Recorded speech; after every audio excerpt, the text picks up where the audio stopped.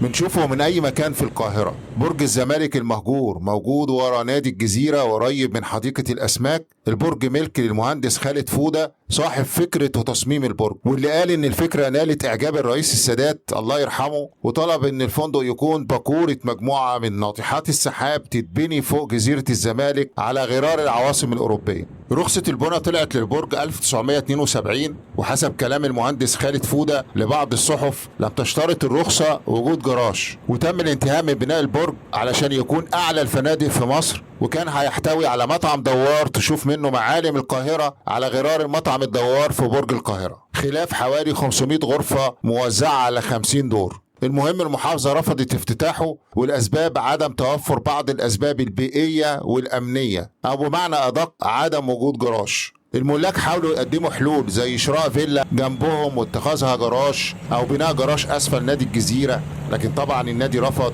او شراء اماكن معينه قصاد البرج وجعلها جراج، لكن كل ده محاولات باءت بالفشل. المحافظه صرحت ان وجود فندق بالحجم ده بدون جراج في مكان اصلا ضيق هيسبب ازمه كبيره واختناقات وتكدسات مروريه لا يمكن حلها، خصوصا ان الفندق بيتوسط منطقه مش مستوعبه اصلا السيارات الخاصه. واقترحت انشاء جراج داخل الفندق، وطبعا ده معماريا شبه مستحيل بعد انتهاء الانشاء. النتيجه هو غلق المبنى كل السنوات دي وعدم الاستفادة منه، وتحول لبرج غامض بتحيطه شائعات من نوعية برج الأشباح وما شابه. والسؤال هنا ازاي البرج طلع واكتمل وبعدين ندور هو في جراج ولا لا؟ طب خلاص اللي حصل حصل، معقولة مفيش حل السنين دي كلها؟ لو عايزين تشوفوا البرج من الداخل، هو ظهر في فيلم اوعى وشك بطولة أحمد رزق وأحمد عيد، وفي مشهد لأحمد رزق وهو بيقع من فوق البرج. البرج المهجور حكاية غريبة من حكايات الزمالك الجميلة. استنوا حكايات وجولات تانية في أجمل وأرقى مكان في مصر، جزيرة الزمالك الرائعة.